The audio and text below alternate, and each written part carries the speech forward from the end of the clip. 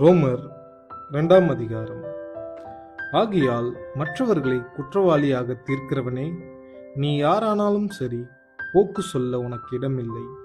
நீ குற்றமாக தீர்க்கிறவைகள் எவைகளோ அவைகளை நீயே செய்கிறபடியால் நீ மற்றவர்களை குறித்து சொல்லுகிற தீர்ப்பினாலே உன்னைத்தானே குற்றவாளியாக தீர்க்கிறாய். இப்படிப்பட்டவைகளை செய்கிறவர்களுக்கு தேவனுடைய நியாய தீர்ப்பு சத்தியத்தின்படியே இருக்கிறதென்று அறிந்திருக்கிறோம்.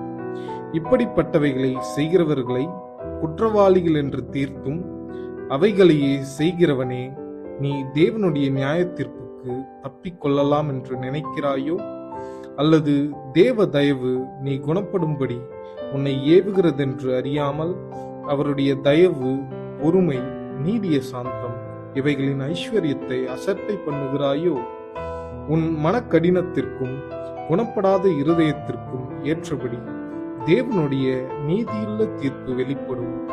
கோபாக்கினை நாளிலே உனக்காக கோபாக்கினையை குவித்துக் கொள்ளுகிறாயே. தேவன் அவனவனுடைய கிரியைக்கு தக்கதாய் அவனவனுக்கு பலன் அளிப்பார். சோர்ந்து போகாமல் நற்கிரியைகளை செய்து மகிமையையும் கனத்தையும் அழியாமையையும் தேடுகிறவர்களுக்கு நித்திய ஜீவனை அளிப்பார். சண்டைக்காரராயிருந்து சத்தியத்திற்கு கீழ்ப்படியாமல் அநியாயத்திற்கு கீழ்ப்படிந்திருக்கிறவர்களுக்கோ உக்கிர கோபாக்கினை வரும். முன்பு யூதரிலும் பின்பு கிரேக்கரிலும் பொல்லாங்கு செய்கிற எந்த மனுஷ ஆத்மாவுக்கும் உபத்திரவமும் வியாகுலமும் உண்டாகும். முன்பு யூதரிலும் பின்பு கிரேக்கரிலும் எவன் நன்மை செய்கிறவனோ அவனுக்கு மகிமையும் கனமும் சமாதானமும் உண்டாகும். தேவனிடத்தில் பட்சபாதம் இல்லை. எவர்கள் நியாயப்பிரமாணம் இல்லாமல் பாவம் செய்கிறார்களோ அவர்கள் நியாயப்பிரமாணம் இல்லாமல் கெட்டு போவார்கள்.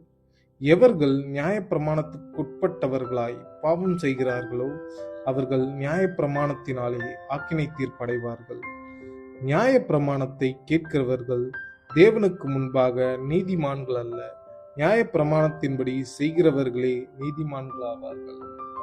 அன்றியும் நியாயப்பிரமாணம் இல்லாத புறஜாதிகள் சுபாவமாய் நியாயப்பிரமாணத்தின்படி செய்கிறபோது நியாயப்பிரமாணம் இல்லாத அவர்கள் தங்களுக்கு தாங்களே நியாயப்பிரமாணமாய் இருக்கிறார்கள். அவர்களுடைய மனசாட்சியும் கூட சாட்சியிடுகிறதினாலும் குற்றம் உண்டு குற்றமில்லை என்று அவர்களுடைய சிந்தனைகள் ஒன்றையொன்று தீர்க்கிறதினாலும் நியாயப்பிரமாணத்திற்கேற்ற கிரியை தங்கள் இருதயங்களில் எழுதியிருக்கிறது என்று காண்கிறார்கள். என் சுவிசேஷத்தின்படியே தேவன் இயேசு கிறிஸ்துவை கொண்டு மனுஷருடைய அந்தரங்கங்களை குறித்து நியாய தீர்ப்பு கொடுக்கும் நாளிலே இது விளங்கும். நீ யூதன் என்று பெயர் பெற்று நியாயப்பிரமாணத்தின் மேல் பற்றுதலாயிருந்து தேவனை குறித்து மேன்மை பாராட்டி நியாயப்பிரமாணத்தினால் உபதேசிக்கப்பட்டவனாய் அவருடைய சித்தத்தை அறிந்து நன்மை தீமை என்னதென்று வகையறுக்கிறாயே. நீ உனக்கு குருடருக்கு வழிகாட்டியாகவும் அந்தகாரத்தில் உள்ளவர்களுக்கு வெளிச்சமாகவும் பேதைகளுக்கு போதகனாகவும் குழந்தைகளுக்கு உபாத்தியவனாகவும் நியாயப்பிரமாணத்தின் அறிவையும் சத்தியத்தையும் காட்டிய சட்டமுடையவனாகவும் எண்ணுகிறாயே. இப்படி இருக்க மற்றவர்களுக்கு போதிக்கிற நீ உனக்கு தானே போதியாமல் இருக்கலாமா? களவு செய்யக்கூடாதென்று பிரசங்கிக்கிற நீ களவு செய்யலாமா? விபச்சாரம் செய்யக்கூடாதென்று சொல்லுகிற நீ விபச்சாரம் செய்யலாமா? விக்கிரகங்களை அருவருக்கிற நீ கோவில்களை கொள்ளையிடலாமா?